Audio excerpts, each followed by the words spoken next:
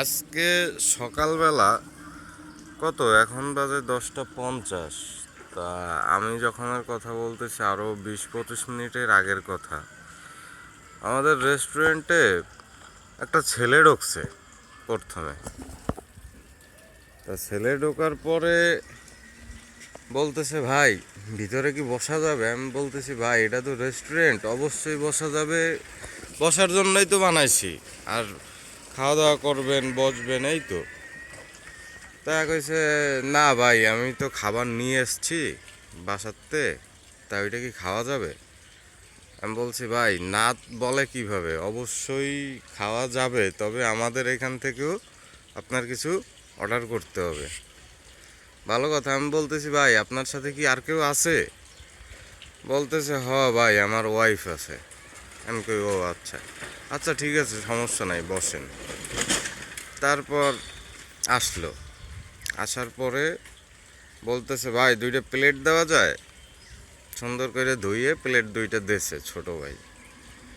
তা প্লেট দেওয়ার পরে সে ভাত বের করছে, সাদা ভাত আর কি জানি তরকারি। যাক, ওটা আমার দেখার বিষয় না। আমার দেখার বিষয়, আমি বইছি এখানে বিক্রি করতে, সেল করতে। তা আমার তো সেল করতে হবে, তাই না? কিন্তু সে বাড়িতে খাবার নিয়ে আসবে, আনুক, সমস্যা নাই, কিন্তু রেস্টুরেন্টে আসার পরে সে অবশ্যই তো কিছু অর্ডার দেওয়া উচিত তার। সে যদি সেই অর্ডারটা না দেয়, তখন তো অবশ্যই খারাপ লাগবে, আমার জায়গায় যেই থাকবে তারই খারাপ লাগবে। তা সে কি করছে, 2টা পানি অর্ডার দিয়েছে, ফ্রেশ পানি, 1/2 লিটারের 2টা পানি। তা অর্ডার আর কিছু দেয় নাই। এখন 2টা পানির দাম ভাবছি 300 টাকা রাখবো। 1 লিটার পানি 300 টাকা।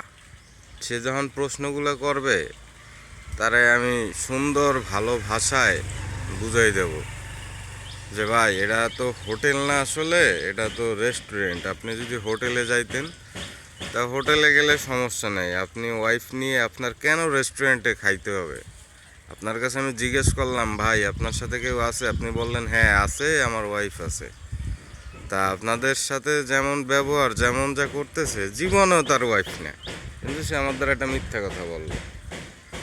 তা এই বিষয় নিয়ে বলতে চাইছিলাম না কিছু, আর বলার কারণ হয়েছে, এমন অনেকেই আছে, ঠিক আছে, অনেকে আছে এমন যে তারা আইসে রেস্টুরেন্টে ভুলে গেছে, তারা যে রেস্টুরেন্টে আছে অনেকে ভুলে গেছে। আইসে অর্ডার দেবে কি, 1 কাপ ব্ল্যাক কফি 40 টাকা দাম, না হয় একটা হট কফি 60 টাকা দাম, 2 জনে একটা, বা ফ্রেঞ্চ ফ্রাই 60 টাকা। তাই এই একটা অর্ডার দিয়ে তারা মোটামুটি 1 ঘন্টা 1.5 ঘন্টা থাকে।